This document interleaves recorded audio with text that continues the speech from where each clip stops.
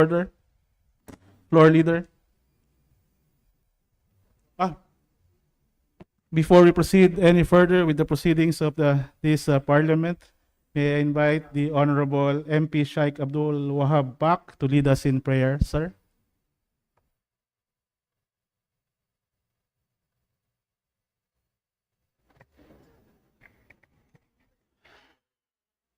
Bismillahirrahmanirrahim.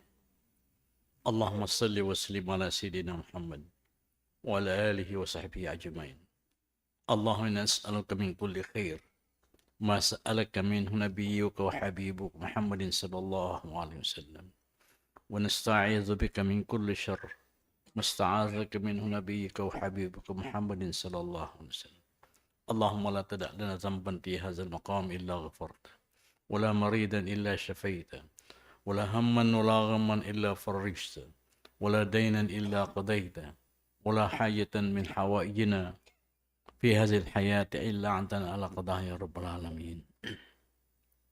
اللهم إنا نسألك أن تعزنا وتنصر المسلمين في كل مكان وأن تعلي بفضلك كلمة الحق والدين وأن تشمل بعنايتك ورعايتك وحمايتك إخوان المجاهدين في فلسطين وفي كل مكان. ربنا افرغ علينا صبرا وثبت أقدامنا وانصرنا على القوم الكافرين والحمد لله.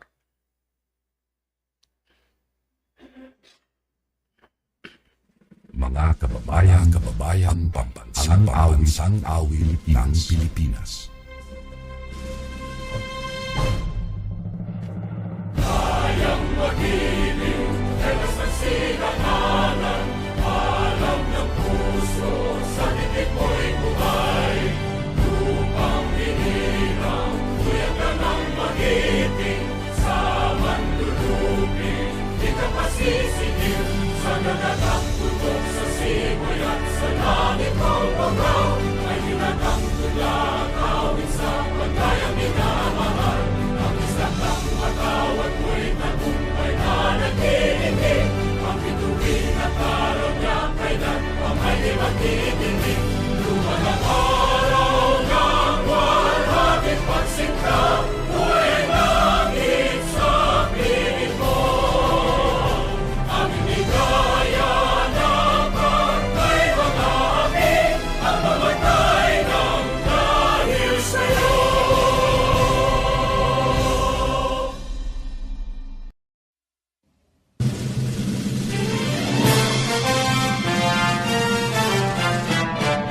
Simula noon hanggang ngayon, isa ang naging layon. Magkaisa at magulod, karitingan ay marugtong. Tumayo tayo mula sa hamon ng nakaraan, niyapos ang panganib na umanlang. Pinangako sa puso at paniniwala, ang ginhawa para sa kabataan. Bangsamoro ay tagumpay, bunga ng pawis, sugo at buhay. Kapayapaan, katarungan, ay ating nang nakamtan. Alhamdulillah, alhamdulillah, pagpalain Bangsamoro. Bangsamoro, Bangsamoro, lagi kang mamahalin. Walang pipigil sa damdamin, mga pangako'y tutuparin. Habang buhay kami sa'yo'y magbabantay, mananatili sa puso't isipan. Ang kahapong humimlay na nagbuwis ng buhay, nasa piling na ng may kapal. Bangsamoro ay tagumpay, bunga ng pawis, sugo at buhay. Kapayapaan, katarungan, ay ating nang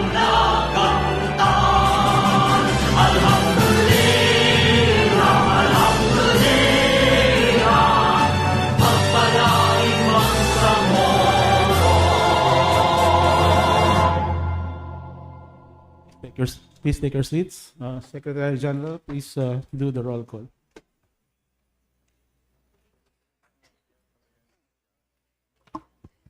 Roll call, honorable members of BTA Parliament, Abbas Ahmad, Abbas Harun, Abbas Basit, Abu Mujib, Adyong Rasli, Alamia Laisa, Alaudan Mosber, Ali Lanang Jr., Ambuludo Suharto, Ampatuan Baintan, Anayatin Susana, Antaw Muhammad Kelly, Antok Tumanda, Asarul Habir, Asnawi Dan, Balindong Ahmad Amir, Balindong Pangalian, Bayam Sulfikar Ali, Benito Abdul Basit, Kandaw Maruf, Kutan Otto Salim, Dilanggalan Hashimi, Dumama Alba Shailaiha, Ibel Muhammad Najir, Ismail Soharto, Estino Matarul, Gayak Amiruddin, Gera Edward, Haji Abdullah Khalid, Hasim Abdullah, Hasan Hatimil, Ataman Abrar, Ibay Ibrahim, Iqbal Muhagger, Ismail Rasul, Jajuri Raisa, Chikiri Saripuddin, Kadatuan Kitam Jr., Karon Bayali, Karon Faisal, Lim John Anthony, Long Benjamin, Long Don Mustafa, Lorena Jose, Makakua Abduraub, Makapar Abdullah, Malang Butch Jr., Mantawil Baileng, Mastura Eshak, Matalang Japar Apollo Miguel, Mendoza Froilin, Mitimbang Michael, Mitimbang Tawakal, Miswari Abdul Karim, Miswari Nur Reda, Mitmog Rasol Jr., Mondel Ali Rakim, Munoz Hussein, Oranon Suwaib, Pakasam Obaida, Pagayaw Alindato, Pak Abdul Wahab, Marcasio Randolph, Piang Ramon Sr., Rakim Amir Chakaria, Salindab Said, Salik Ali, Sema Omar Yasser, Sema Romeo, Sheikh Said, Sinarimbo Nagib, Sinulinding Kadil Jr., Sulaiman Ali, Sumagayan Aminuddin, Tan Nabil, Usman Adsfar, Uyoyod Siti Fahani, Yakub Muhammad. Bismillahirrahmanirrahim. Assalamualaikum warahmatullahi wabarakatuh. Alaikum salam. Mr. Speaker, with 40 members of the Parliament responded to the call, we therefore certify the presence of quorum in today's session. Thank you, Mr. Speaker. With the certification by the Secretary General of the presence of quorum, we shall proceed with the session number 105 of this Bangsamoro Transition Authority Parliament. Floor Leader.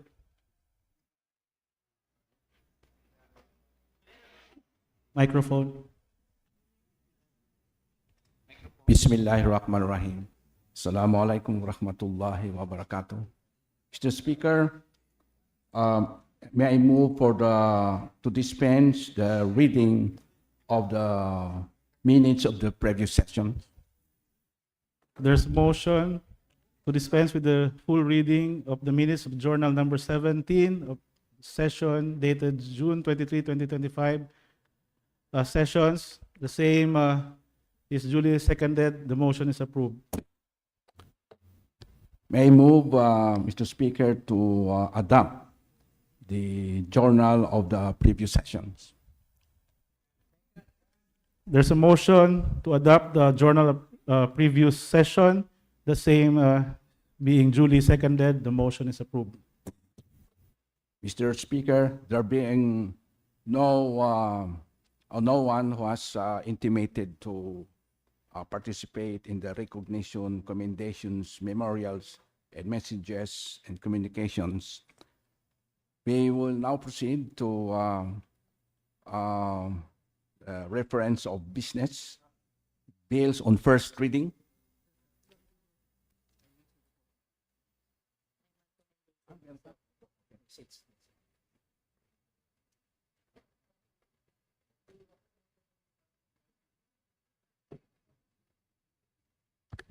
Well, I'm sorry, Mr. Speaker.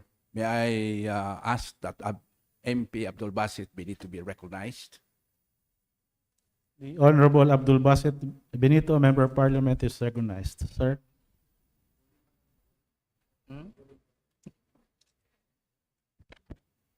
Thank you very much, Mr. Speaker. The Honorable Chief Minister Abdurrauf Makakua, Honorable Speaker Attorney Pangalian Balindong, and the Honorable Presiding Chairman of this session, the Honorable Jose Anthony Lim, John Anthony Lim, the floor leader, Attorney Bong Parcasio, member of this Parliament. Assalamualaikum warahmatullahi wabarakatuh.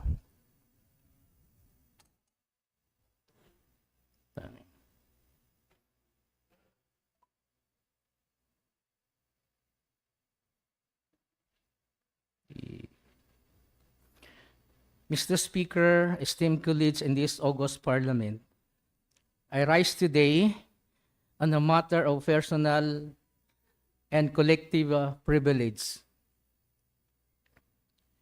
In the aftermath of our session last Monday, I have been the subject. Mr. Speaker, just a point of order. The Honorable Deputy Speaker Ishak Mastura is recognized. Yes, Mr. Speaker, just as a point of order, I think it is appropriate to schedule a privilege speech later on for MP Benito because his speech it seems to be a privilege speech instead of a message, recommendation, as well as communication.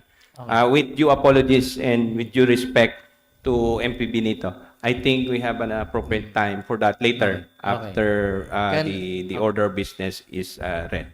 Thank you. Thank you, Mr. Speaker. Thank you very much, Honorable Iskaka. But can I convert it into just a message instead of privilege speech, Your Honor? 1 minute Is that suspension. Okay.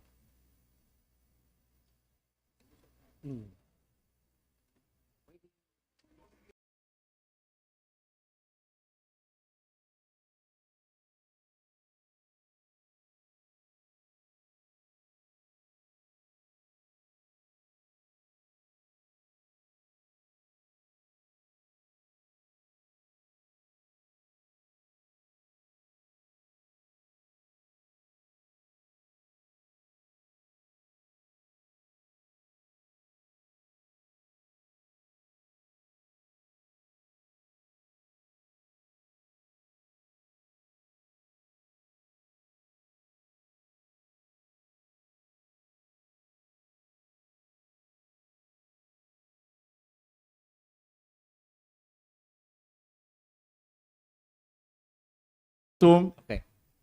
Floor leader. Mr. Speaker, MP Benito have ceded to the request that he will deliver his speech during the privilege hour item. We now Duly come noted. to Please proceed, floor leader. we now come to the bills on first reading. May I ask the Secretariat to please read the bills on first reading, its number, its title, and authors. Secretariat, please read as requested.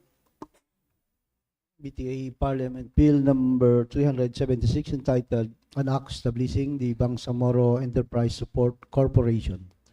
Authors, Members of Parliament, Romeo Sema, Abdul Karim Miswari, Noreda Miswari, Saripudin Chikiri, and Randolph Parcasio. Co-author, Member of Parliament Abdul Basit Benito. BTA Parliament Bill number 377 entitled An Act Establishing the Bangsamoro Sports Institute under the Bangsamoro Sports Commission, appropriating funds therefore and for other purposes.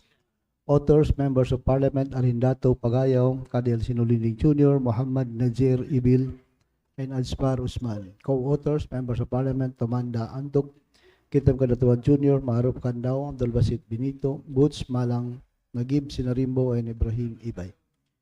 BTA Parliament Bill number 378 entitled An Act Creating Necessary Institutional Mechanisms and Incentives for Solid Waste Management, including a phased and clustered compliance for local government units to build sanitary landfills in the Bangsamoro Autonomous Region, in accordance with Republic Act number 9003 and Bangsamoro Autonomy Act number 49, and providing funds thereof.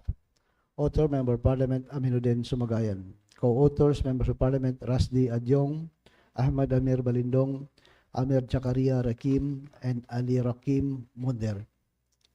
BTA Parliament Bill number 379 entitled An Act Granting a One-Time Death Benefit and Permanent Disability Assistance to the families of barangay officials and Sangguniang Kabataan chairpersons in the Bangsamoro Autonomous Region in Muslim Mindanao, providing for the investment of the fund to generate profits for tabarru payments and appropriating funds therefore.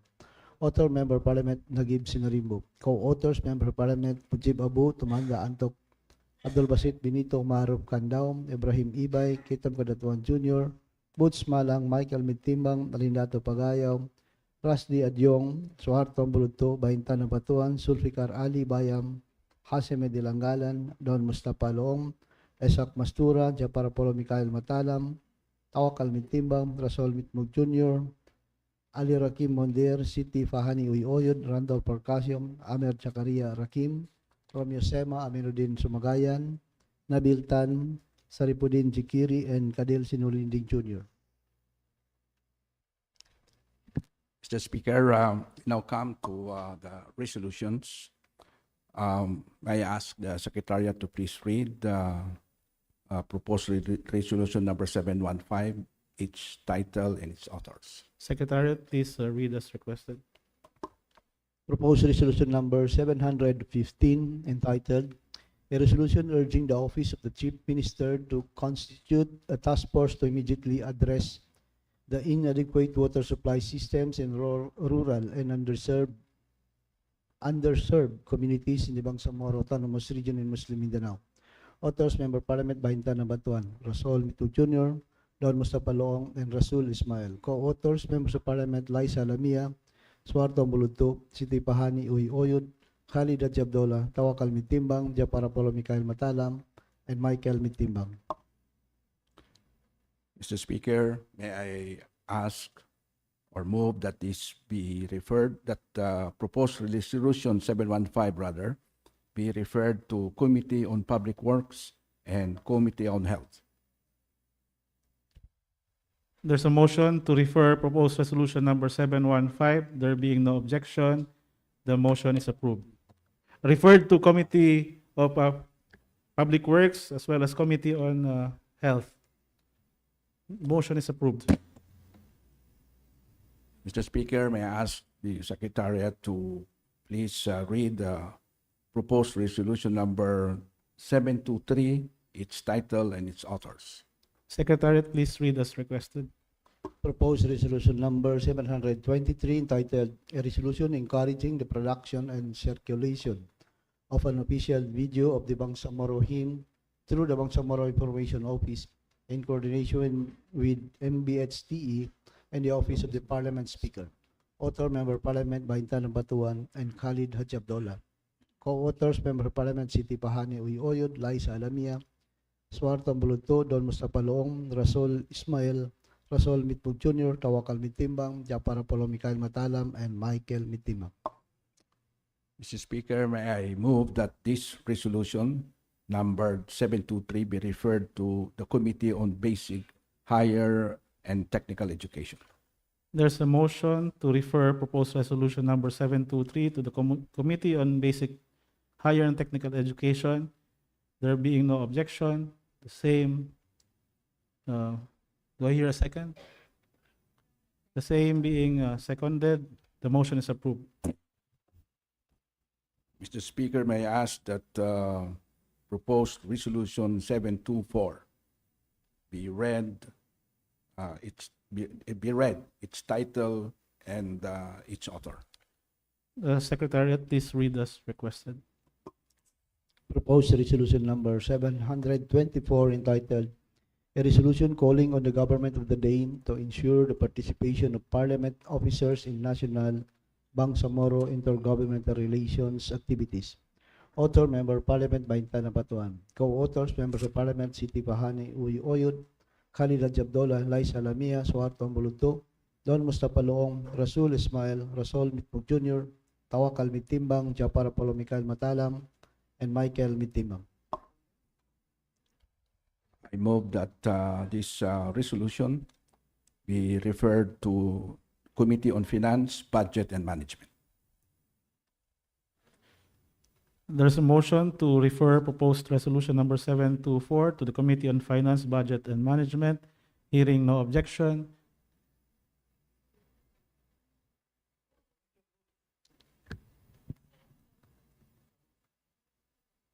And yes, there's a suggestion, an official suggestion from the from our colleagues that this also be referred to the Committee on Rules. There's a motion to refer proposed resolution number 724 to be referred to Committee on Finance, Budget, and Management, as well as to the Committee on Rules. There being no objection, the same duly seconded, the motion is approved. Move for 1 minute suspension. 1 minute suspension.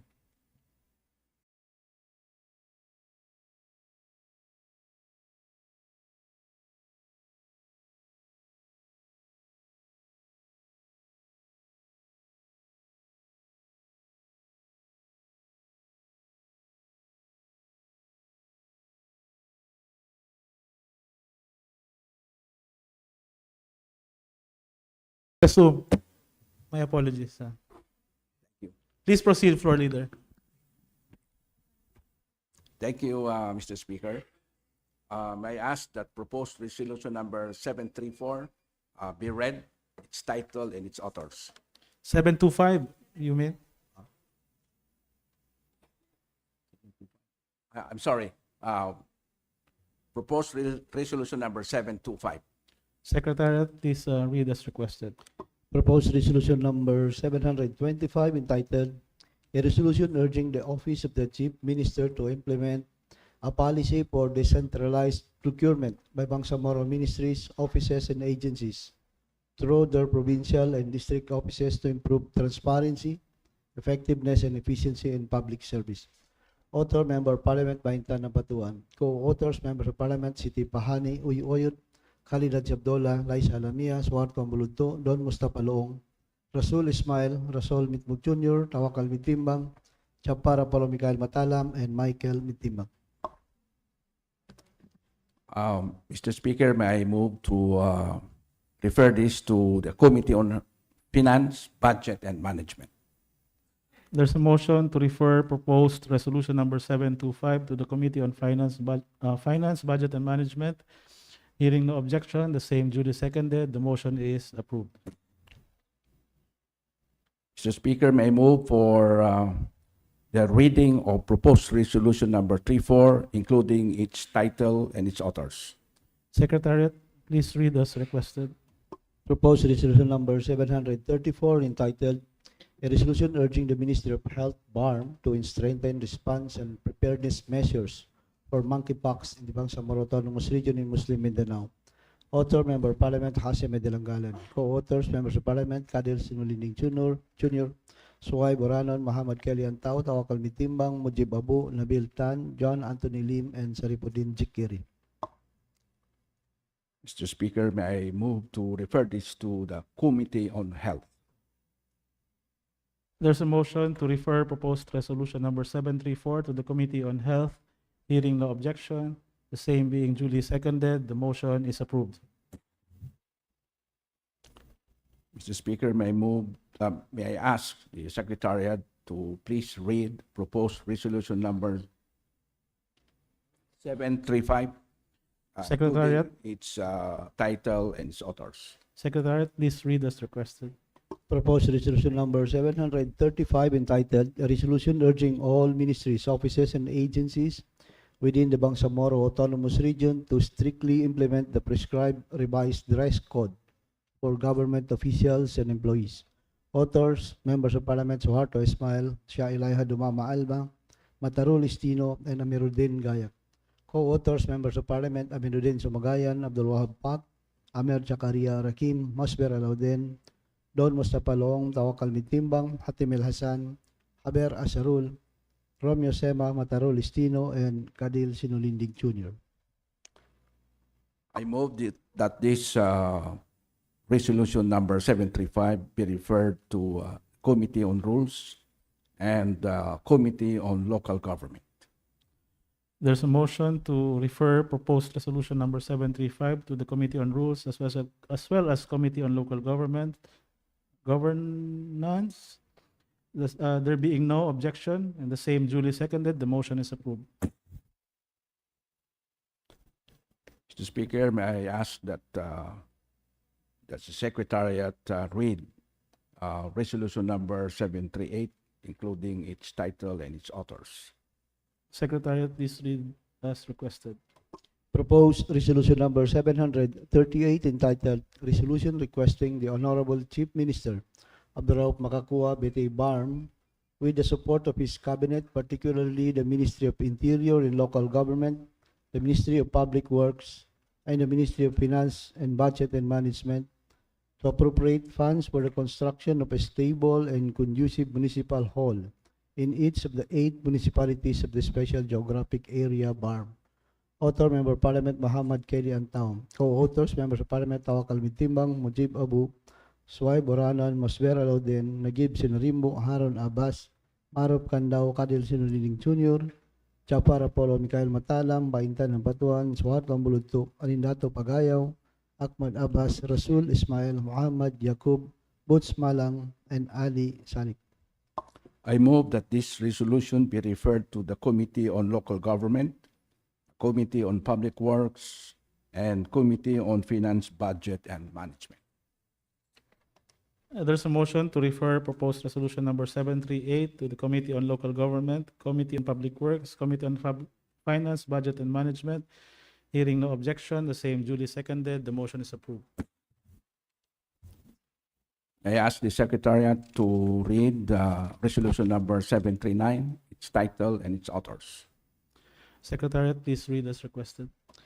Proposed resolution number 739 entitled Resolution Calling All Ministries, Agencies, Offices, and Local Government Units in the Bangsamoro Autonomous Region in Muslim Mindanao, BARM, to strengthen the implementation of Republic Act number 7877 and Republic Act number 11313 across BARM to uphold the rights, safety, and dignity of all.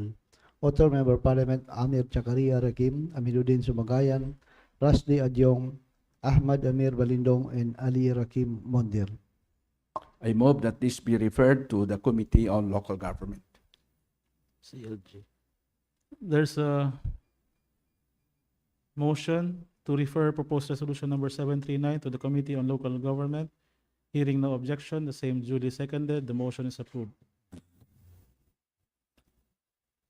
I ask that the resolution number 740 be read, its title and its authors. Secretariat, please read as requested. Proposed resolution number 740 entitled Resolution Urging the Ministry of Health to assess and strengthen mental health services in the Bangsamoro Autonomous Region in Muslim Mindanao. Authors, Members of Parliament Amir Zakaria Rakim, Aminuddin Sumagayan, Rasdi Adyong, Ahmad Amir Balindong, and Ali Rakim Mondir. I move that this be referred to the Committee on Health.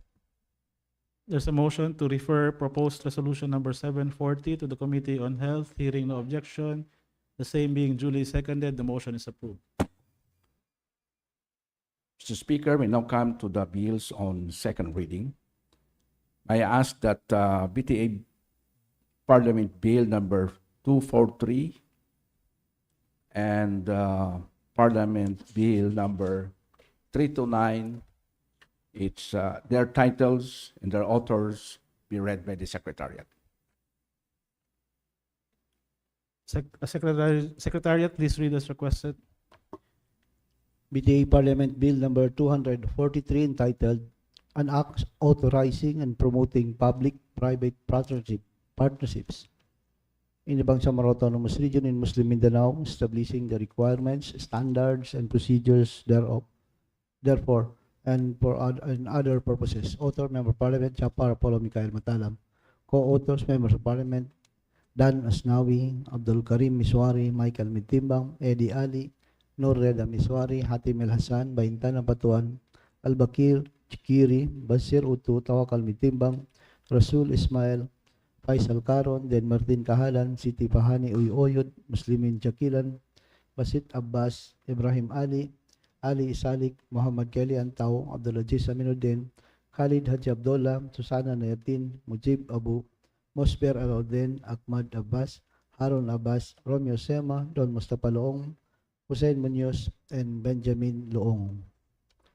Mr. Speaker, may I ask that the author MP Jafar Apollo Michael Matalam be recognized.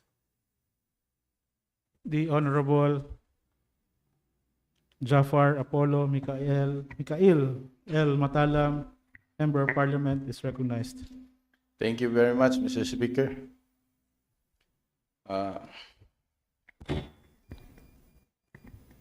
Assalamualaikum warahmatullahi ta'ala wabarakatuh. Today I stand before you to sponsor this significant piece of legislation, an act authorizing and promoting public-private partnership in the Bangsamoro Autonomous Region in Muslim Mindanao. This proposed bill seeks to empower our region by establishing a comprehensive framework for public-private partnership, which are vital in accelerating our region's growth and development. Mga kapwa ko Bangsamoro, we are at a pivotal moment in our region's history. While we have made great strides forward, there remains a vast potential waiting to be unlocked. This bill is designed to harness the innovative and financial capabilities of the private sector to fulfill the developmental aspirations of our people.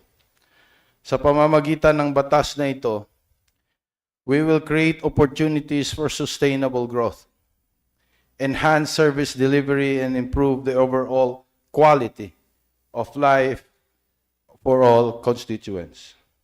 In many parts of the world, public-private partnerships have proven their effectiveness in delivering efficient, cost-effective, and timely services. They foster inclusive growth and uplift communities. Ganito rin ang nais nating mangyari sa BARM. With this legislation, we aim to instill performance-based management in public service delivery, aligning it with global best practices while respecting the unique demands of the Bangsamoro people. The proposed bill outlines various PPP modalities that will allow us to undertake a wide array of developmental projects, from energy and infrastructure to education and health facilities. Napakahalaga po nito, as it ensures that we are not only building projects, but are also building the future we envision for our children and the generations to come. One of the key benefits of this bill is its potential potential to optimize resource utilization. By engaging in PPPs, we can redirect capital budgets to other pressing needs without the burden of public borrowing. Moreover, these partnerships will facilitate technology transfer from private sector, enhancing our local governance capabilities. The passage of this bill will set the stage for BARM to emerge as a model of effective governance and sustainable development. Inshallah. With all your support, we will pave the way for a prosperous and resilient Bangsamoro region. In closing, I humbly urge this esteemed Parliament to approve this bill. Let us unite in our commitment to create a better future for the Bangsamoro people by embracing the transformative potential of public-private partnerships. Maraming salamat po sa inyong lahat. Thank you, the Honorable Member of Parliament Jafar Apollo Micael Al Matalam. The Secretariat is directed to read, as requested earlier, Parliament Bill number 329 on the same subject. BTA Parliament Bill number 329 entitled An Act Authorizing and Promoting Public-Private Partnerships in the Bangsamoro Autonomous Region in Muslim Mindanao, establishing the requirements, standards, and procedures therefore, and for other purposes. Authors, Member Parliament Muhammad Kelly Antao, Mahagerik Bala ng Ali Jr., Suwaib Oranon, Mujib Abu, Tawakal Mitimbang, Suharto Ambruto, Basir Utup, Aida Silongan, Maintan Nabatuan, and Suharto Ismail. Co-authors, Member Parliament Susana Netin, Muhammad Yakub, Ahmad Abbas, Kadel Sinulinding Jr., Hussein Munoz, Hatim El Hassan, Harun Abbas, Ibrahim Ali, Faisal Karon, Ali Salik, and Eddie Ali. Your Leader. Mr. Speaker, for this proposed bill, may I ask that MP Muhammad Kelly Antao be recognized. The Honorable Muhammad Kelly Antao, Member of Parliament, is recognized.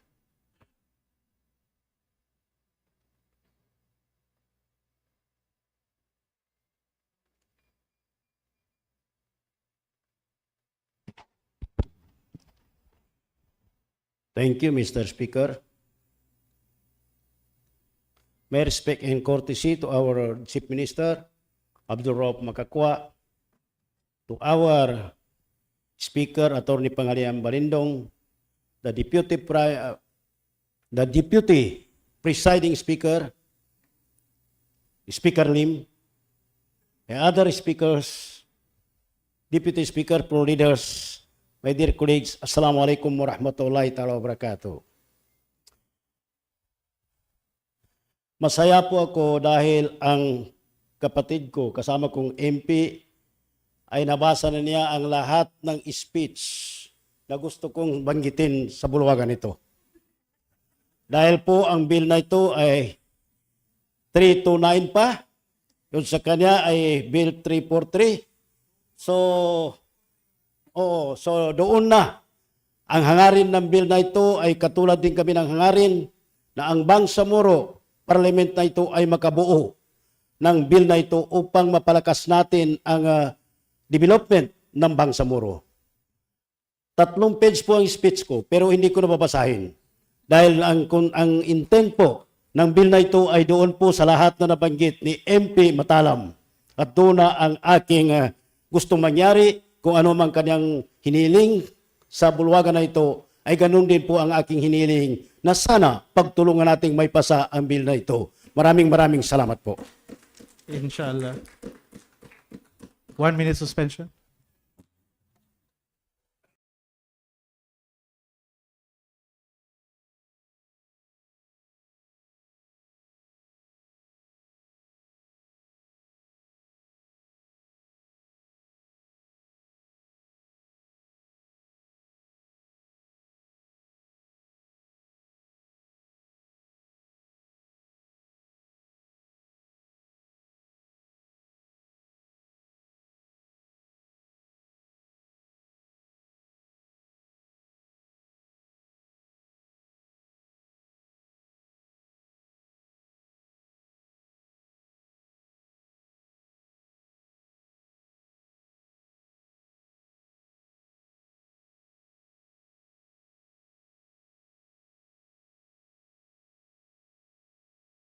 Resumes.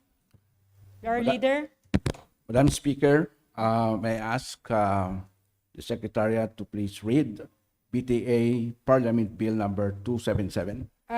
But before the reading of BTA Bill number 277, is there a motion to consolidate Bill number 243 and Bill number 329?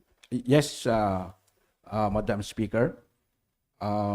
Insofar as BTA Parliament Bill number 243 and BTA Parliament Bill number 329, I move that these two Parliament bills be referred to the Committee on Ways and Means.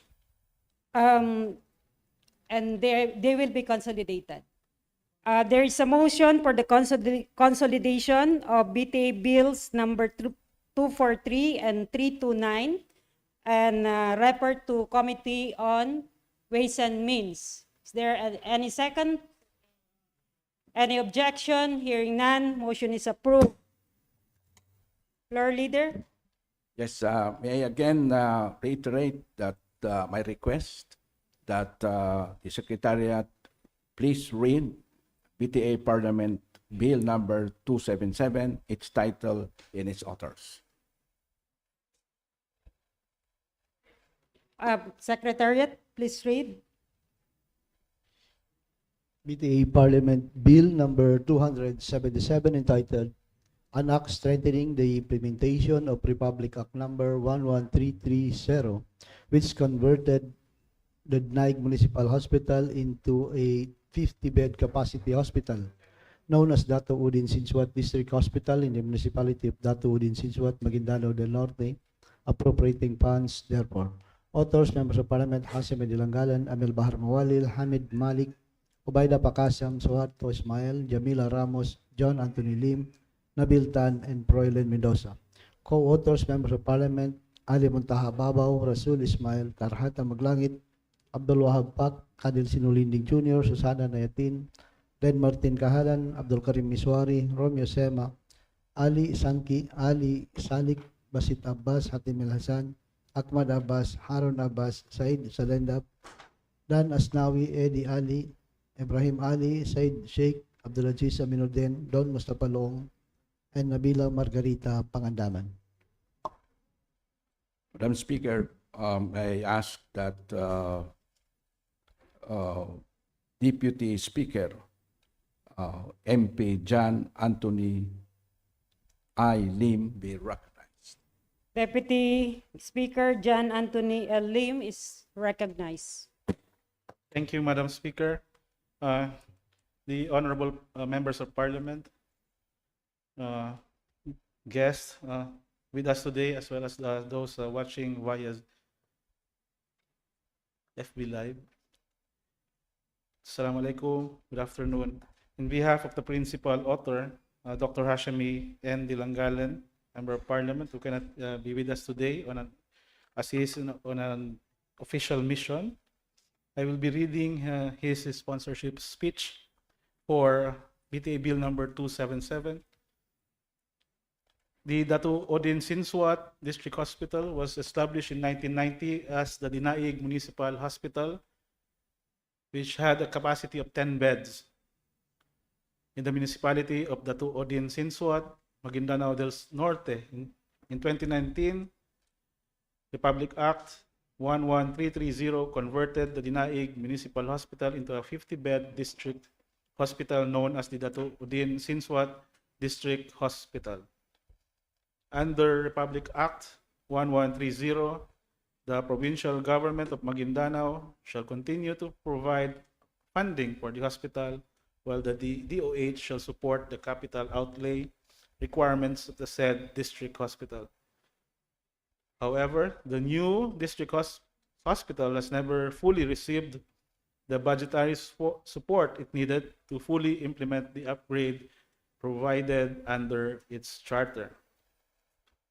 After consultation with the management of the district hospital, it was reported that while the hospital was converted into a 50-bed capacity district hospital, it remained operating at a 10-bed capacity, serving a catchment population as large as 200,000.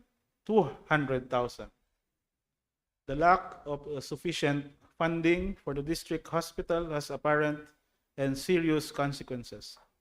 The overburdened, limited healthcare facilities of the district hospital and the staff shortage negatively impact the hospital's overall efficiency. This bill, therefore, seeks to provide support to the Dato Odin Sinsuat Hospital which shall include appropriation in amount commensurate with its status as a 50-bed district hospital, consistent with the policy of the Bangsamoro government to protect and promote the health and well-being of its constituent. In view of the foregoing, the Honorable Hashemi and the Langalen Principal Sponsor humbly seek the support of this Parliament for the early passage of this piece of legislation. Assalamu alaikum warahmatullahi ta'ala wa barakatuh. Shukran. Thank Deputy you, Speaker. Deputy Speaker John Anthony Lim. Floor Leader. Yes, Madam Speaker, may I move to refer this Parliament Bill number 277 to the Committee on Health and Committee on Finance, Budget and Management. There is a motion to refer BTA Bill number 277 to the Committee on Health and Committee on Finance, Budget and Management. Do I hear second? Seconded. Hearing no objection, motion is approved. 1 minute suspension.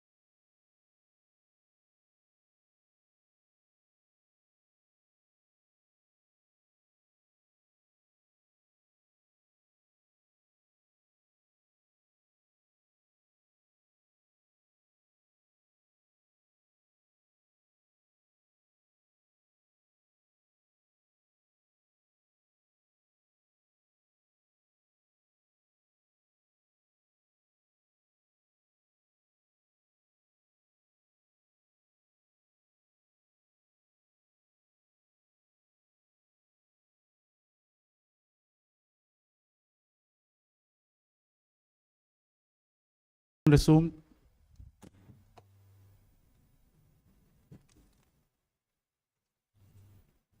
Floor Leader.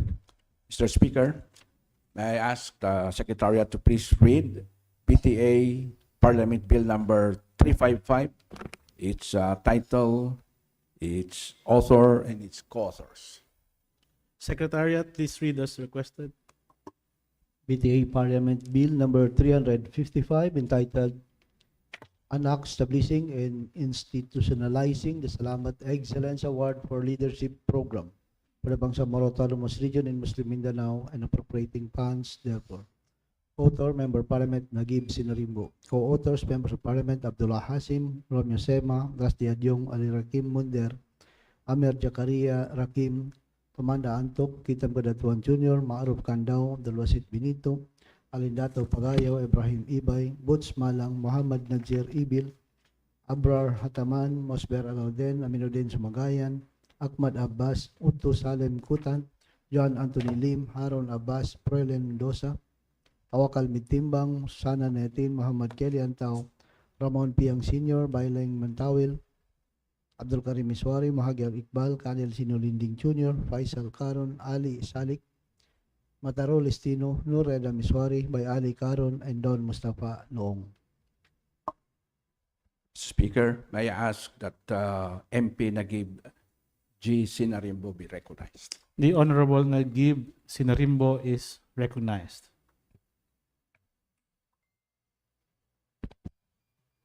Thank you, floor leader. Bismillahirrahmanirrahim.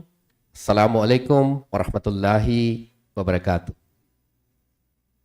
Courtesy to the Interim Chief Minister, the Honorable Abdul Rauf A. Makakua, to the Speaker of the Bangsamoro Transition Authority Parliament, Attorney Pangalian Balindong, the presiding officer for today, the Deputy Speaker, Attorney John Anthony Lim, esteemed members of this august body, our Parliament staff, visitors at the gallery, Assalamualaikum warahmatullahi wabarakatuh.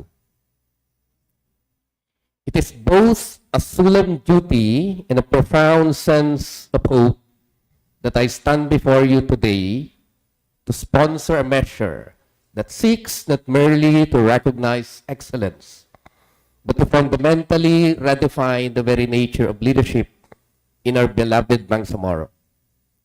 The proposed Salamat Excellence Award for Leadership Act of 2025 represents far more than legislation. It embodies our collective aspiration to institutionalize moral governance as the enduring foundation of our autonomous region. Today, I stand before you not just as a legislator, but a fellow Bangsamoro who has witnessed both the struggles and the dreams of our people. I carry with me the stories of mothers who pray for a better future for their children, of farmers and fishermen who tirelessly yet remain unseen, and our youth who yearn for leaders they can truly believe in. This is why I am honored to sponsor the Salamat Excellence Award for Leadership Act of 2025, a bill that is not just about recognition, but about rebuilding trust, restoring hope, and redefining what leadership means in the Bangsamoro. As I begin this sponsorship, I must first acknowledge with deepest gratitude our esteemed colleagues who have co-authored this measure: MP Abdullah B. Hashim, MP Romeo K. Sema, MP Rashid T. Adiong, MP Attorney Ali Rakim Timunder, MP Attorney Amir Zakaria Rakim, MP Tumanda T. Antok, MP Attorney Kitam T. Kadatuan Jr., MP Maruf Pikandao, MP Abdul Basit R. Benito, MP Alindato K. Pagayaw, MP Ibrahim P. Ibay, MP Butch Malang, MP Muhammad Dazir Ibil, MP Attorney Randolph C. Percasio, MP Don Arbison Loong, MP Mujib C. Abu, MP Abrar J. Hataman, MP Attorney Aminuddin Yu Samagayan, and MP Susana S. Anayatid. Their thoughtful intention to be part of the passage of this bill have strengthened the measure at every turn, ensuring that it will withstand the stages of passing a regional law. This also shows our shared commitment to transformative leadership. This collective effort itself exemplifies the participatory spirit we seek to enshrine in governance.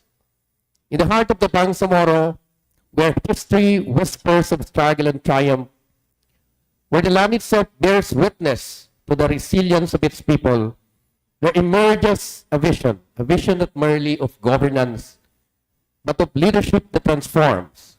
The Salamat Excellence Award for Leadership Act of 2025 is not just a proposed measure, it is a covenant, a promise to honor those who rise above the ordinary, to embody the highest ideals of moral governance, accountability, and service.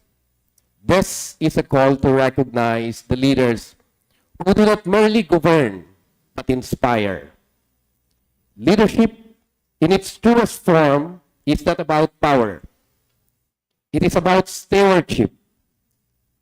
It is about the mayor who does not see his office as a throne, but a sacred trust.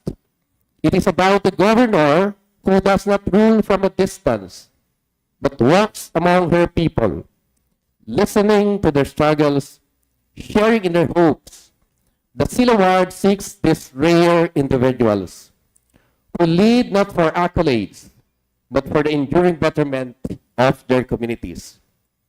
Under this proposed legislation, we do not merely reward success, we sanctify it.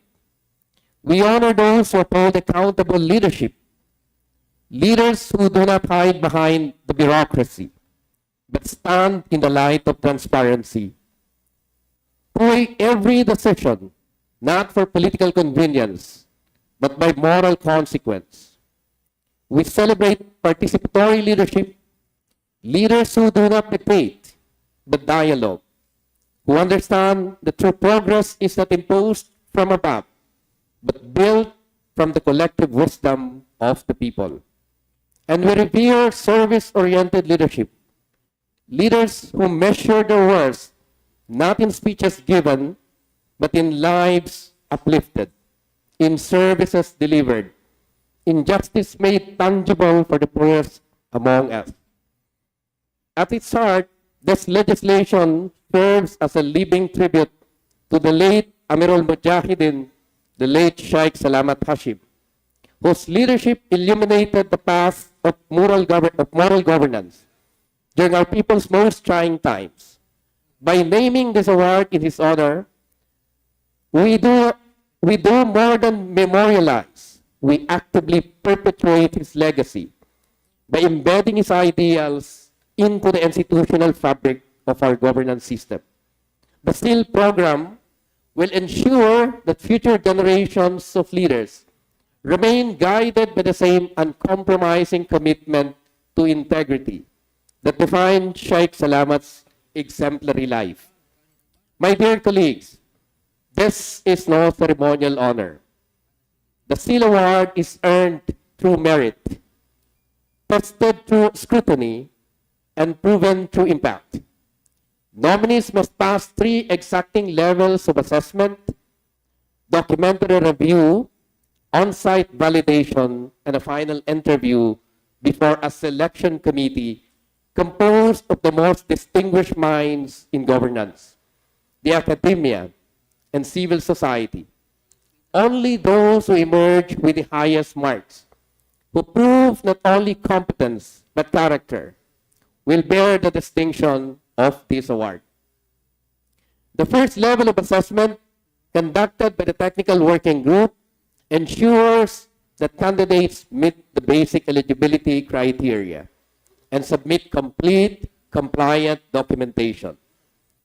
This initial screening is not merely a formality, but a foundational step in identifying those who truly are worthy of consideration.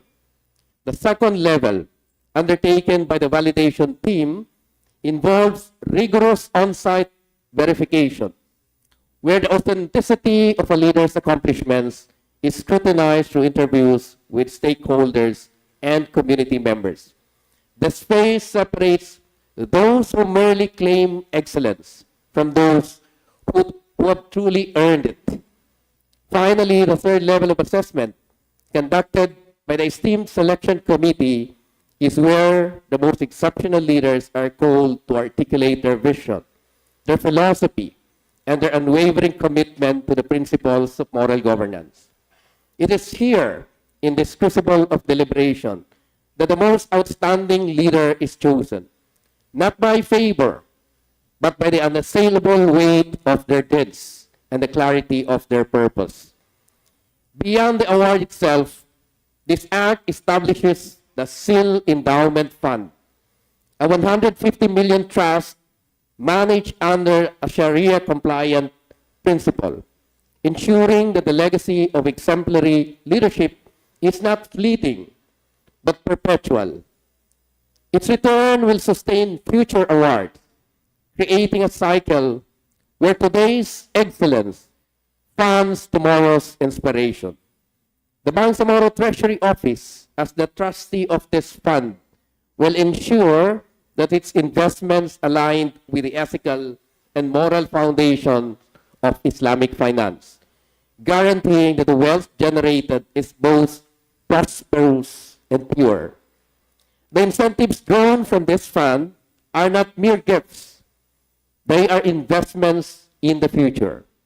The awardee receives a medallion of honor, a personal grant of 500,000 peso, and a 10 million development fund for their local government.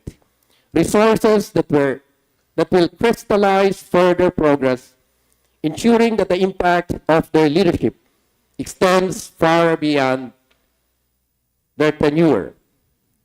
The true measure of any leadership recognition lies not merely in the honors bestowed, but in the wisdom left behind.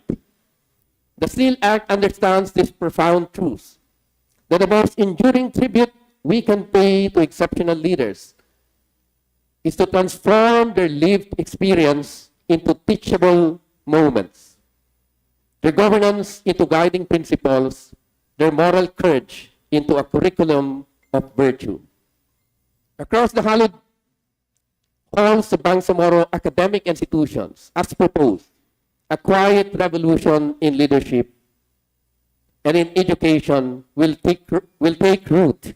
The documented journeys of SEAL awardees are being carefully studied, their governance philosophies analyzed, their policy innovations deconstructed, not as dry historical footnotes, but as living textbooks for the next generation. In lecture halls, where future public servants first encounter the weighty responsibilities they will one day shoulder, these case studies serve as both compass and crucible, challenging students to measure their own potential against these towering examples. The process is as meticulous as it is meaningful. Distinguished professors and promising graduate students pore over municipal records, interview community beneficiaries, and reconstruct decision-making processes to understand how these leaders transform challenges into opportunities. A mayor's participatory budgeting initiative becomes a masterclass in inclusive governance. A governor's transparent procurement system evolves into a blueprint for accountable administration. A barangay captain's grassroots peace-building efforts are codified into conflict resolution methodologies. This academic undertaking is no mere intellectual exercise. It is a sacred transformation of values through structured courses in public administration and specialized leadership seminars. Students don't just learn about these leaders. They learn to think like them. Classroom debates dissect the ethical dilemmas these leaders face, with students arguing alternative approaches while being guided by the wisdom of choices actually made. Simulation exercises recreate crisis moments from these leaders' tenures, allowing tomorrow's administrators to test their mettle against real historical challenges. The Act's provision for research honoraria represents a profound recognition that scholars who dedicate themselves to this work are themselves performing an act of public service. These academics become bridge builders between theory and practice, translating the messy realities of governance into structured knowledge. Their papers and monographs will fill library shelves. Their lecture videos will circulate in online courses, and their findings will inform policy workshops for years to come. Perhaps most powerfully, this institutionalization of leadership wisdom creates something rare in governance: continuity. When a brilliant local executive's term ends, their insights no longer depart with them. Their solutions to flooding problems, their innovations in healthcare delivery, their breakthroughs in interfaith dialogue, all are preserved, analyzed, and made available to their successors. This transforms governance from a series of disconnected administrations into an accumulating body of collective wisdom. where each generation stands on the shoulders of those who came before them. In time, the seal laureates will become more than individual leaders. They will form a pantheon of exemplars. Their collective experiences weaving what future generations will recognize as the Bangsamoro School of Leadership. Students will speak of the 2027 approach to community engagement or the 2030 model of crisis leadership. The very language of governance will be enriched by these preserved experiences. This is how civilizations grow. Not just by celebrating their heroes, but by metabolizing their wisdom. The SEAL Act recognizes that the highest honor we can give our best leaders is to make their example immortal, their lessons evergreen, and their impact unending. In doing so, it ensures that excellence in leadership is never an isolated incident, but a perpetual flame passed from hand to hand, generation to generation, lighting the way forward for all those who serve the Bangsamoro people with honor and dignity. My esteemed colleagues in this august body, this is your summons. This is your moment. Will you be the one who sets the standard? Will your name be spoken alongside the great stewards of moral governance? The SEAL Award awaits those who dare to lead with integrity, who govern with justice, who serve with selflessness. It is not for the faint of heart, nor for those who seek power for its own sake. It is for those who understand that leadership is sacred, is a sacred trust, a responsibility that transcends personal ambition and political expediency.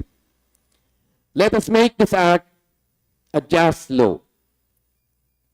Let us make this act not just a law, but a legacy. Let it be a beacon that guides the Bangsamoro toward a future defined not by division, but by unity, not by corruption, but by accountability, not by stagnation, but by progress. Let us enact this bill, uphold this vision, honor the leaders who deserve it. For the Bangsamoro deserves nothing less than excellence. Thank you very much. Wassalamualaikum warahmatullahi wabarakatuh. Thank you, Attorney Nagib G. Sanrimbo, Member of Parliament. Sir. Mr. Speaker, Floor Leader. I ask or move that this Parliament Bill number 355 be referred to the Committee on Local Government and Committee on Budget, on Finance, Budget, and Management. There's a motion to refer BTA Parliament Bill number 355 to the Committee on Local Government as well as Committee on Finance, Budget, and Management. Hearing no objection, the same being seconded, the motion is approved. Mr. Speaker, we now come to resolutions referred to the committee. First is we have Committee Report number 147. It was submitted by the Committee on Social Services and Development. May I ask the Secretariat to please read the proposed resolution number 263, its title and its authors. The Secretary is requested to read as requested. Committee Report number 147, submitted by the Committee on Social Services and Development in relation to proposed resolution number 263 entitled Resolution Directing the Ministry of Social Services and Development to apprise the Bangsamoro Transition Authority Parliament on the status of the trafficking in persons in the Bangsamoro Autonomous Region and the programs and initiatives being implemented by the Ministry. Author, Member of Parliament, Bahintan Nabatuan. Co-authors, Member of Parliament, Angel Bahar Mawalil, Laisa Lamia, Suarto Ambulunto, Don Mustafa Loong, Rasol Mitnug Jr., Rasul Ismail, Ali Isalik, Kadel Sinulinding Jr., Ahmad Abbas, Khalid Haji Abdullah, Susana Neatin, Mosbera Gauden, Muhammad Kelly Antao, Harun Abbas, Noreda Miswari, Abdulaziz Aminuddin, Dan Martin Kahalan, Tarhata Maglangit, Basit Abbas, Ibrahim Ali, Hasim Medilanggalan, Eddie Ali, Nabila Margarita Pangandaman, and Siti Pahani Uy Oyod. For this, Mr. Speaker, may I ask that the chairperson of the Committee on Social Services and Development be recognized in the person of MP Noreda Miswari. The Honorable Nureda Miswari, Member of Parliament, Chairman of CSSD, is recognized, ma'am. Thank you, Mr. Speaker. Thank you, Floor Leader. أعوذ بالله من الشيطان الرجيم بسم الله الرحمن الرحيم السلام عليكم ورحمة الله وبركاته. Mr. Speaker, the Committee on Social Services and Development, to which was referred proposed resolution number 263 entitled Resolution Directing the Ministry of Social Services and Development to apprise the Bangsamoro Transition Authority Parliament on the status of the trafficking in persons in the Bangsamoro Autonomous Region and the programs and initiatives being implemented by the ministry, has considered the same and has the honor to report back to the Bangsamoro Transition Authority Parliament with the recommendation that it be approved without amendments. The committee conducted a meeting on 18 February 2025 at the Committee Conference Room, Karumba Building, Jupiter Street, Rosary Heights, 11, Cotabato City, wherein the members deliberated on and approved the proposed resolution. The committee endorsed the resolution in view of the persistent and serious threat of trafficking in persons, especially affecting the vulnerable populations within the Bangsamoro region. By mandating the MSSD to update the Parliament on the current situation of TIPS and the ministry's corresponding programs, the committee aims to promote a comprehensive, evidence-based, and rights-centered strategy in addressing this issue. The report to be submitted will serve as a basis for assisting existing efforts, identifying operational gaps, and enhancing coordination among concerned agencies. Thank you, Mr. Speaker. Thank you, Honorable Nureda I. Miswari, Chairman, CSSD, Floor Leader. Mr. Speaker, we now come to the period of interpellation. I see no hands raised. May I move for that the period of interpellation be closed? Come again, I did not get it. I move that the period of interpellation be closed. There's a motion to terminate the period of interpellation, the same being seconded. The motion is approved. May I also move to dispense with the period of amendments.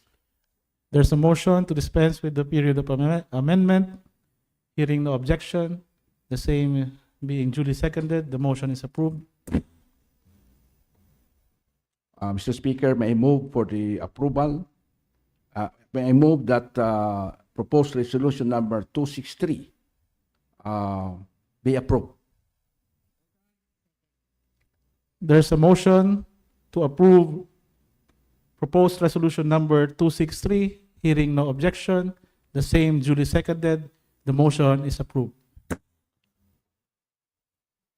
Mr. Speaker, may I ask the Secretariat to please read proposed resolution number 429, which is a subject of the committee report numbered 143, submitted by the Committee on Social Services and Development. And also please read its authors. Secretariat, please read as requested. Committee Report Number 148, submitted by the Committee on Social Services and Development, and proposed resolution number 429, entitled Resolution Urging the Ministry of Social Services and Development to apprise the Bangsamoro Parliament on the status of the orphanages in the Bangsamoro Autonomous Region in Muslim Mindanao. Author, Member of Parliament Bahindan Nabatuan.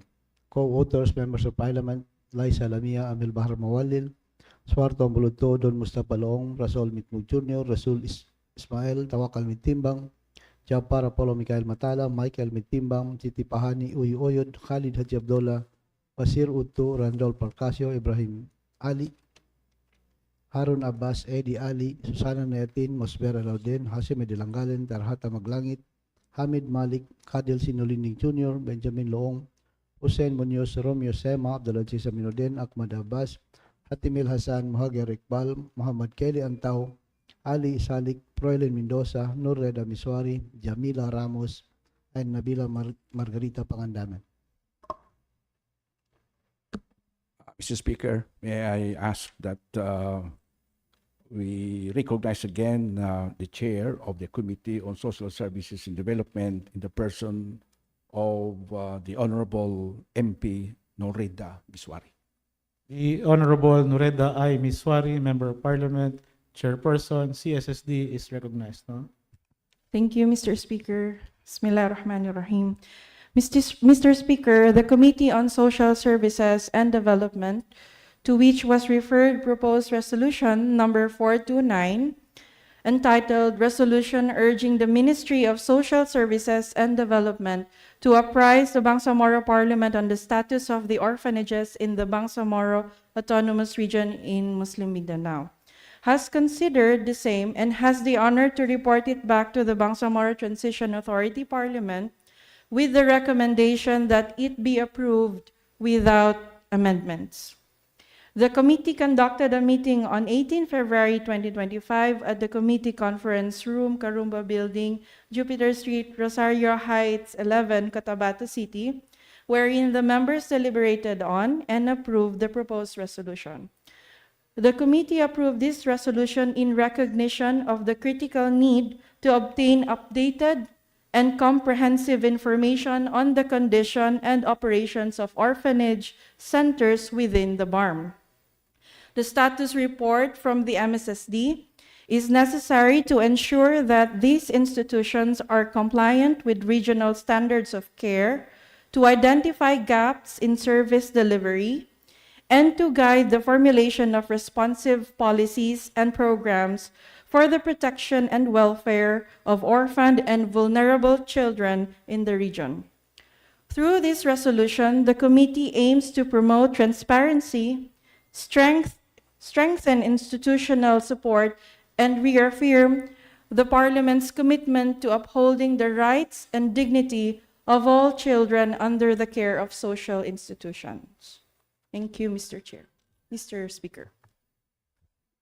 Thank you, Honorable Nureda I. Miswari, Member of Parliament. Floor Leader. Mr. Speaker, may I move to adopt the report of the chair of the Committee on Social Services and Development. There's a motion to adopt Committee Report number 148 for deliberation and debate. There being no objection, the same is approved. Mr. Chair, I move to open the period of interpellation. There's a motion to open the period of interpellation pertaining to Committee Report number 148, proposed resolution number 429. Hearing no objection, the same is approved. There being no hands raised for interpellation, may I move to terminate the period of interpellation. There's a motion to terminate the period of interpellation, Committee Report number 148. There being no objection, the same is approved. I also move to dispense or terminate the period of amendments. There's a motion to terminate or dispense with the period of amendment for Committee Report number 148 pertaining to proposed resolution number 429. There being no objection, the same is approved. Mr. Speaker, may I move for the approval of proposed resolution 429. There's a motion to approve proposed resolution number 429, authored by MP Baintan E. Ampatuan. Hearing no objection, the same is hereby approved. Mr. Speaker, we now come to the privilege hour, And may I ask that MP Abdul Basit K. Benito, R. Benito, be recognized. Floor leader, how many members of parliament wish to deliver a privileged speech, avail of their privilege? Three. Three. Mr. Speaker, three. The Honorable Abdul Basit Benito. I think he's not, I don't know if he went home. Oh. Huh? He's here, Mr. Speaker.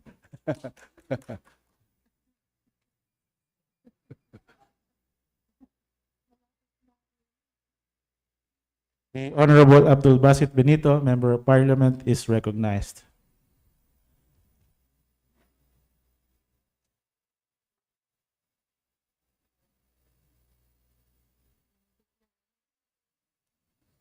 A'udzubillahi minasyaitonirrajim. Bismillahirrahmanirrahim.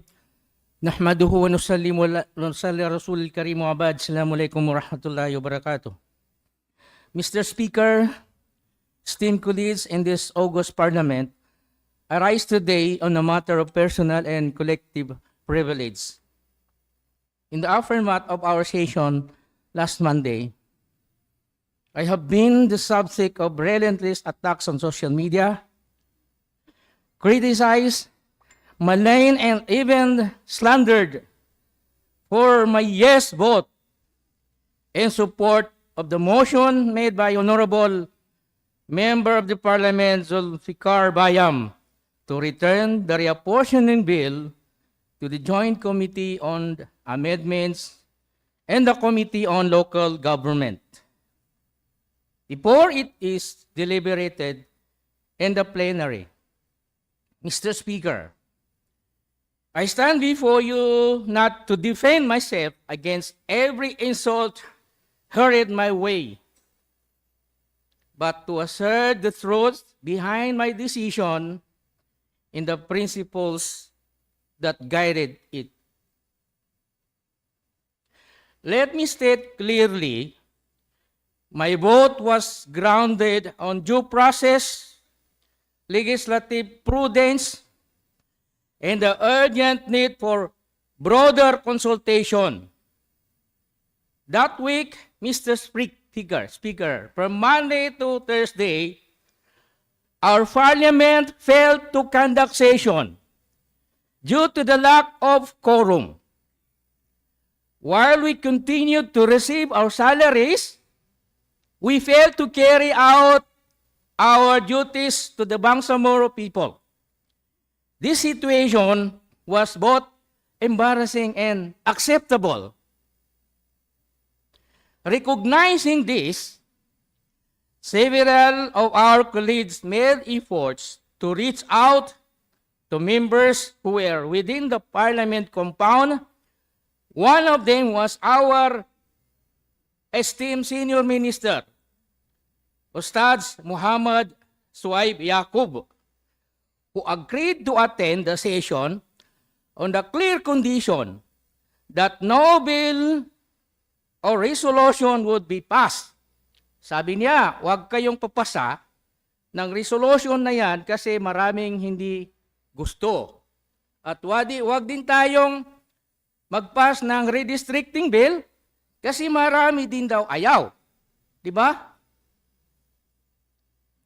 Now,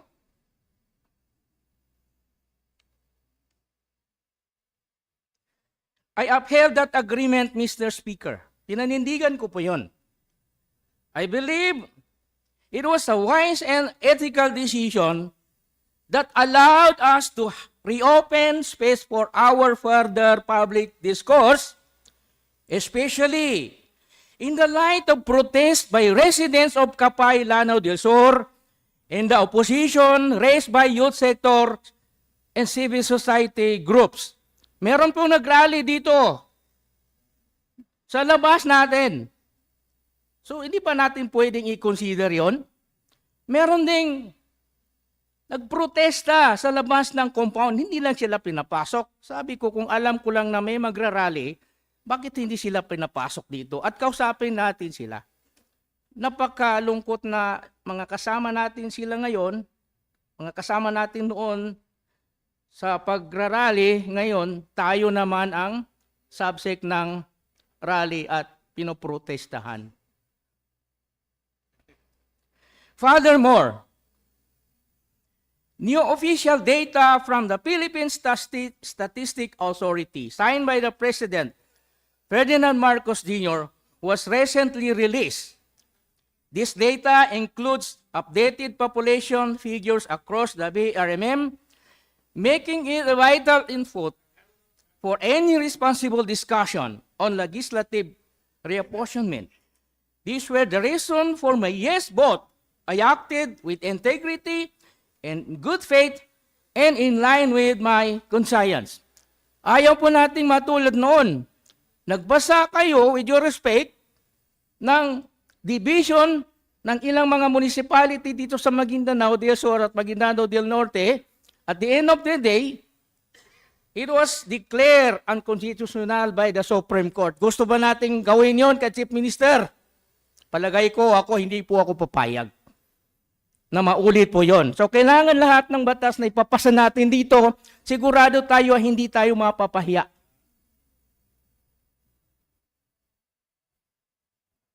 Mr. Speaker, yet in return, I was met with a storm of online attacks, some of which were clearly orchestrated by dummy accounts, fake profiles, and anonymous trolls. What deeply pains me, Mr. Speaker, is that some of these attacks appear to be encouraged, if not directly influenced by my fellow members of this Parliament.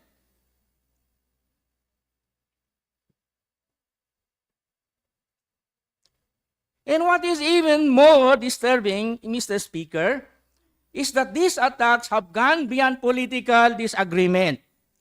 Some have been distorted to questioning my faith as a Muslim, implying that my vote was un-Islamic, that I have betrayed our principle and our people.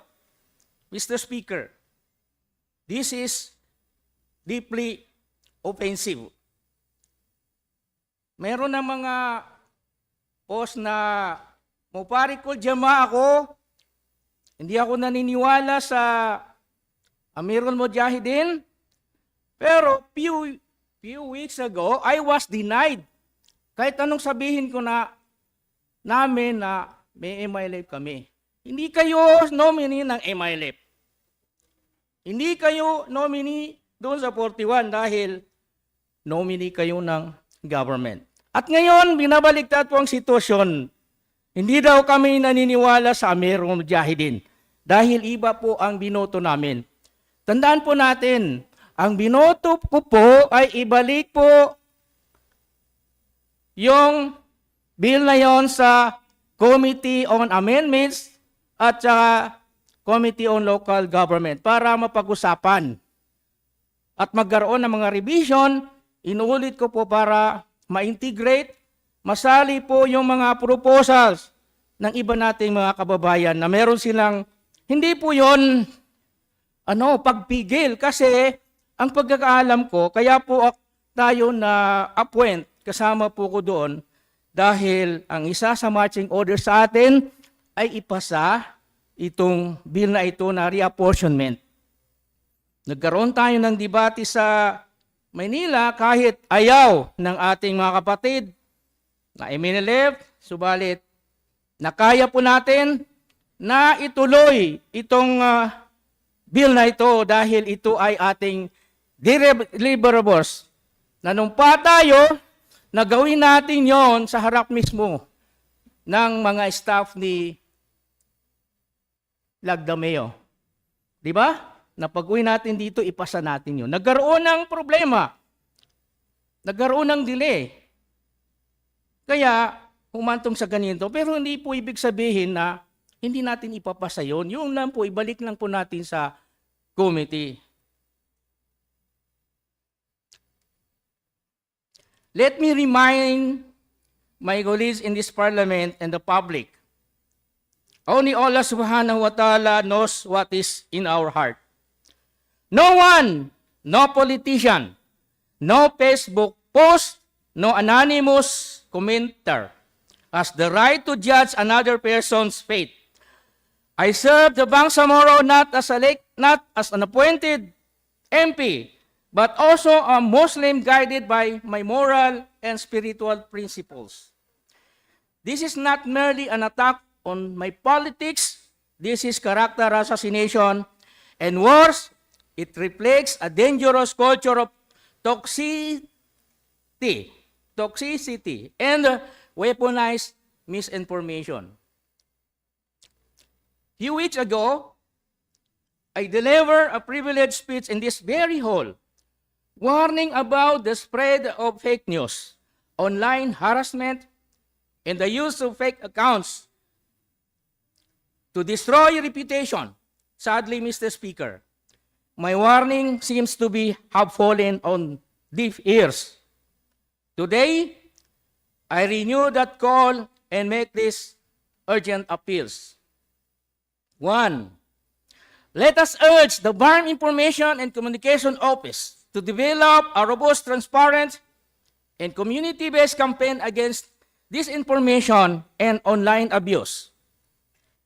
I call on the BTA Committee on Ethics to investigate whether certain members of the Parliament have violated the spirit of ethical conduct by enabling or encouraging this smear campaign.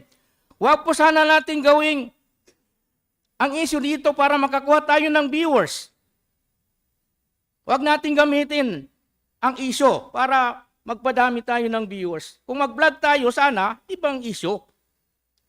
Marami namang gusto ng mga issue na mga anomalous. Not this time. And lastly, I appeal to each of us, let us elevate the level of discourse in this Parliament. Let us disagree without a malice. Let us debate without dehumanizing. Mr. Speaker, the people expect us to lead, not just with our minds, but with our values. We were not appointed to tear each other down. We were appointed to build a future for the Bangsamoro that is dignified and united. May we all remember our oath, our accountability before the people, and most of all, our accountability before Allah subhanahu wa ta'ala. Subhanak Allah bihamdik. Asyhadu an la ilaha illallah anta nastaghfiruka wa natubu ilaik. Wassalamualaikum warahmatullahi wabarakatuh. Floor leader. Mr. Speaker, Yes, Mr. Speaker, yes, may Mr. I... Speaker, I ask that MP Bayintan Patuan be recognized. The Honorable MP Bayintan Patuan, Deputy Speaker, is recognized. Yeah, Mr. Speaker, may I request that I'll be allowed to ask one question with the Honorable MP Bobby Benito, Abdul Basit Benito. Just one question. Floor leader. Because we can interpolate any privileged speech according to our rules. Mr. Speaker, may we allow the query of Bayintan Patuan be made? The Honorable Abdul Basit Benito, would you yield to a question from the Deputy Speaker Bayintan Patuan? Yes, Your Honor. Thank you, Mr. Speaker. Did I hear it right that the honorable gentleman called on the Committee on Ethics to look into the matter as he had elaborated earlier? Yes, Mr. Chairman, that is true. I would like that the Committee on Ethics will look into it. In that case, Mr. Speaker, I move that the privileged speech of Honorable Abdul Basit Benito be referred to the Committee on Ethics. So move. Thank you very much, ma'am.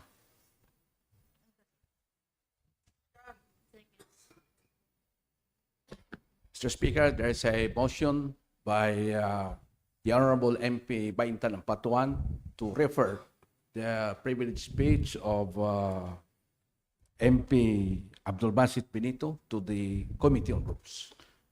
There's a motion to refer the subject of privileged speech by the Honorable Abdul Basit Benito to be referred to the Committee on Ethics. Committee rather. on Ethics. Do I hear an objection? Hearing none, do I hear a second? The same is hereby approved. Mr. Speaker, I ask that the Honorable MP Abdullah B. Hashim be recognized. The Honorable Member of Parliament Abdullah Hashim is recognized.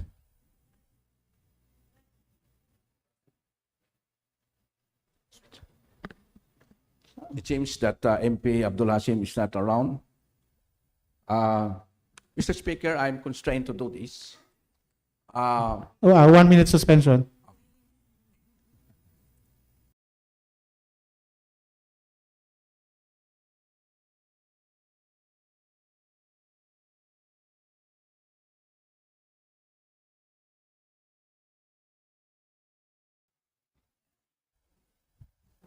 Mr. Speaker, in the exigency of public service and upon request of the presiding speaker, I will act temporarily as the floor leader just for this moment.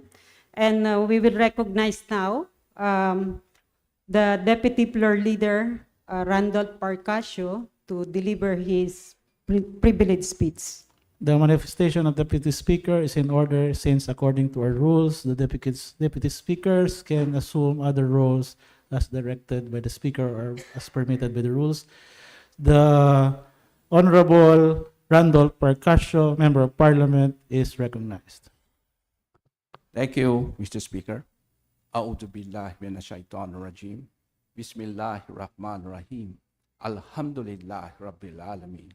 Wassalatu wassalamu ala Rasulillah wa ala alihi wa sahbihi ajma'in. Amma ba'd. Mr. Speaker, esteemed colleagues in this august chamber, Assalamu alaikum wa rahmatullahi wa barakatuh. I rise today on a matter of personal and collective privilege, one that strikes at the very soul of our democratic journey as a people, the journey of the Bangsamoro people toward genuine self-determination or toward the expression of their right to self-determination. In barely 3 months, we are set to witness what history has long awaited, the first ever parliamentary elections in the Bangsamoro Autonomous Region in Muslim Mindanao. October 13, 2025 is not merely a date on the electoral calendar. It is the product of centuries of struggle, of countless sacrifices, and of unyielding faith that one day the Bangsamoro shall stand as a people governing themselves under the banner of peace and justice.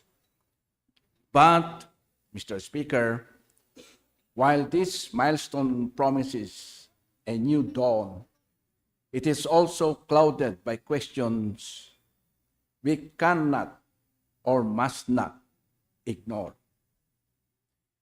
We speak of an election that excludes the province of Sulu, a province whose sons and daughters have shed blood and tears in the long fight for their right to self-determination.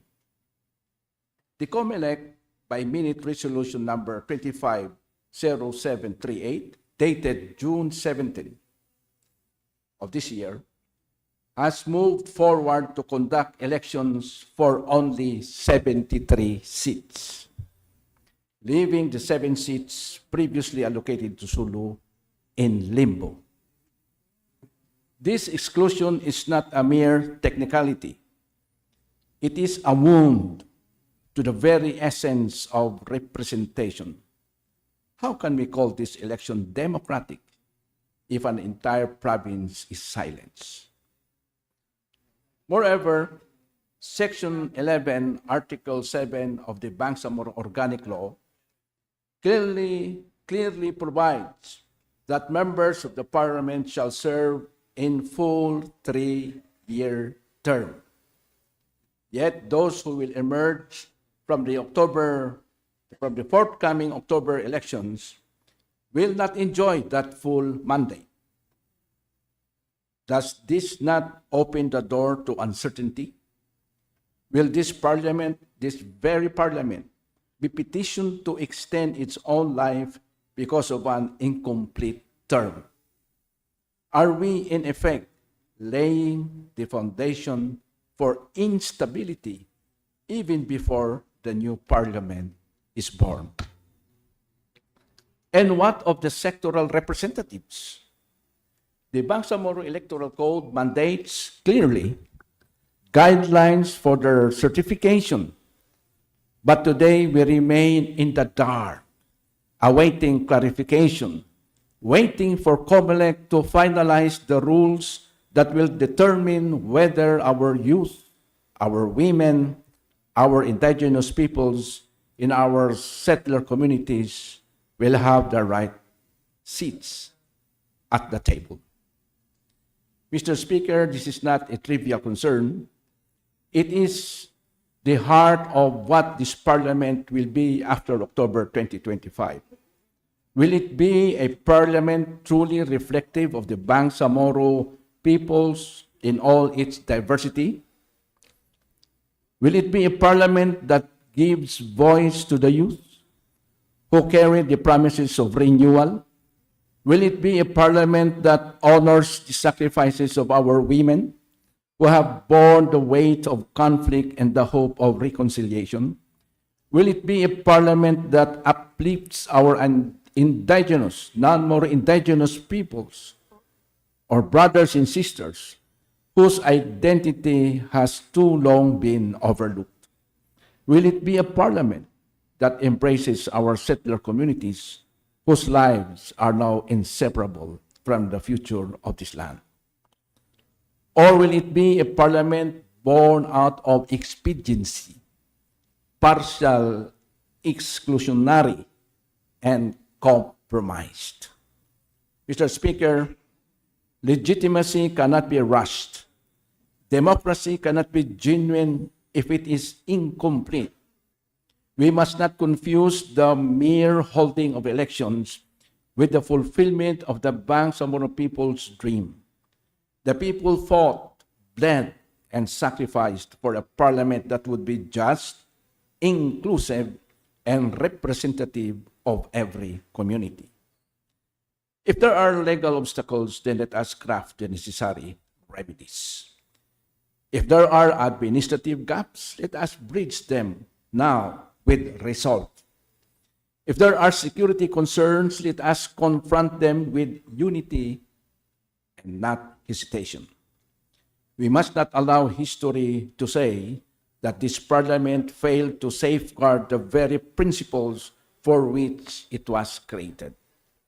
Let us not witness, rather, the birth of a partial democracy.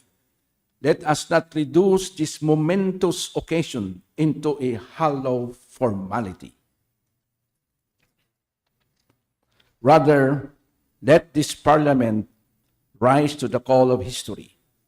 Let us demand that when the first parliamentary elections is held, it is not only unlawful, it is legitimate, inclusive, and worthy of the sacrifices of our forebears. Mr. Speaker, what kind of parliament shall we bequeath to the future? Shall it be one remembered for courage or for complacency? For justice or for compromise?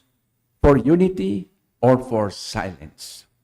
Today, I call on every honorable members of this chamber. Let us act, let us act decisively, for if we falter now, we risk betraying not only the law, but the very trust of our people. Wassalamu alaikum warahmatullahi wabarakatuh. Thank you, Honorable Attorney Randolph Marcasio, Deputy Floor Leader. Floor Leader. Thank you, Mr. Speaker. I will now relinquish my job to the original Deputy Floor Leader. The original Floor Leader is once again recognized. Mr. Speaker, there being no other items in the official business, I therefore move to adjourn until the third week of August 2025. August. Huh? Okay.